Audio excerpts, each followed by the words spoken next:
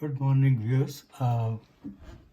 This is the second part of a video, How to Watch Bipeds, Part 2. Well, we had an interesting conversation in Part 1 where we discussed or refreshed our memories about birds in general, what equipment is used to do bird watching, and some details about a few selected birds.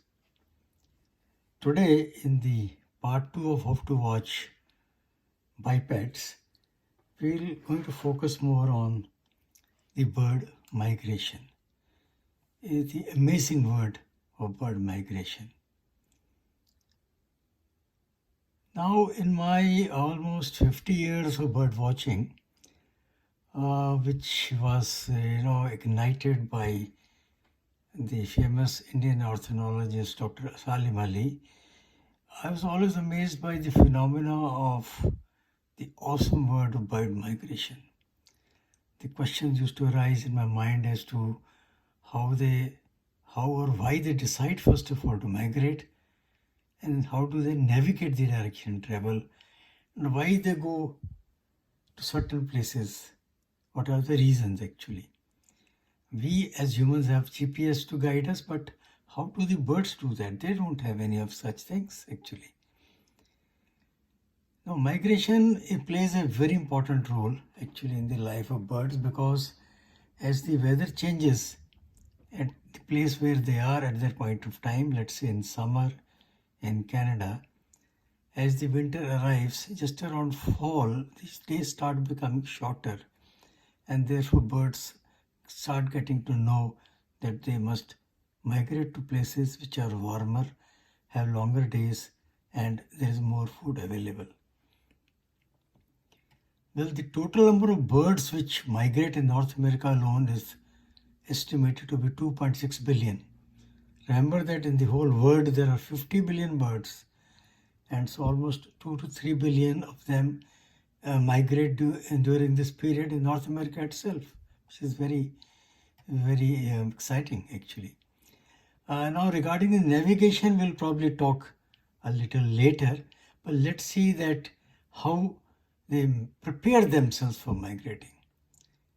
Well, it is seen that some of these birds start eating feverishly just before they have to migrate, and put on a lot of weight by gorging on high energy berries and fruits loaded with carbs and lipids. Now, these fats provide them more energy per gram.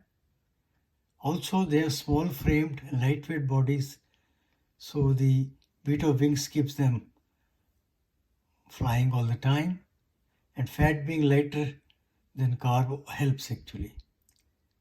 Now, we can help birds getting this kind of food, especially for hummingbirds, for example, which make a 2,000-mile journey twice a year. What they do is they double their body weight before going for migration actually.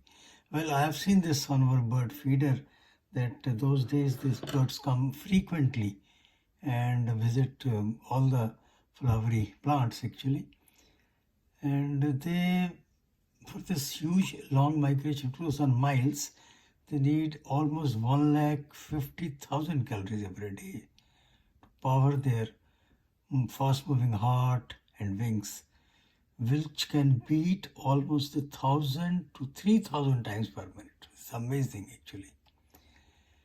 In fact, when the migration season comes, which is there right now, I have already suddenly seen them disappearing, as a matter of fact, because firstly they hide themselves when they change their feathers here, they grow new feathers, and then they start migrating in groups. About hummingbirds, there is an interesting point that the males migrate first, and the females bring up the young ones, and then they migrate actually. Now, there is a very interesting phenomena which occurs here. It's called transformation of internal organs. For this, I have taken an example of a bar-tailed godwit. You can see the picture of this bird there. Now, this bird adds extra fat just like other birds do it. Well, its journey is even longer. It flies 6,800 miles non-stop from Alaska to New Zealand. And to manage this, they almost absorb 25% extra tissues in their livers, kidneys, and digestive tract.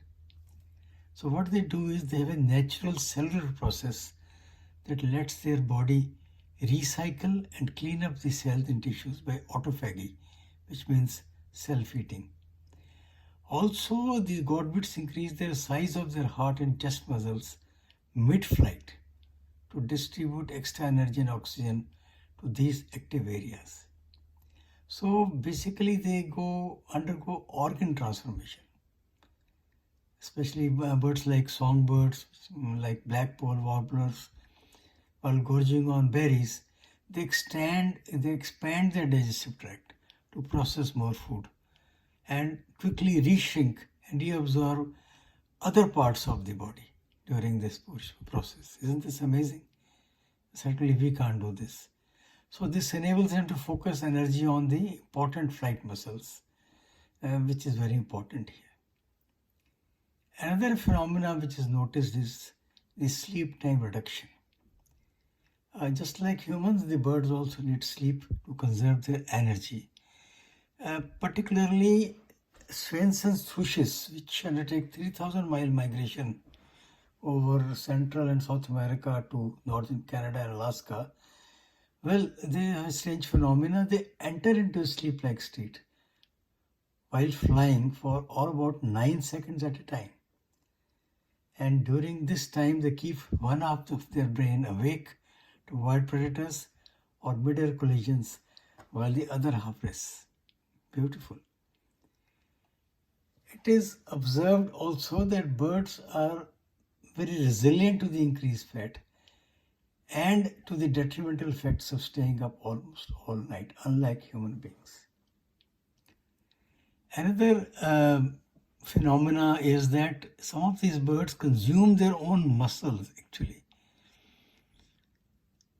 Experiments done in a wind tunnel in 2011 revealed that Swainson's thrushes would typically fly up to 200 miles in a single stretch during migration, even burn muscles unnecessarily so that they can fly farther and have the most beneficial stopover sites.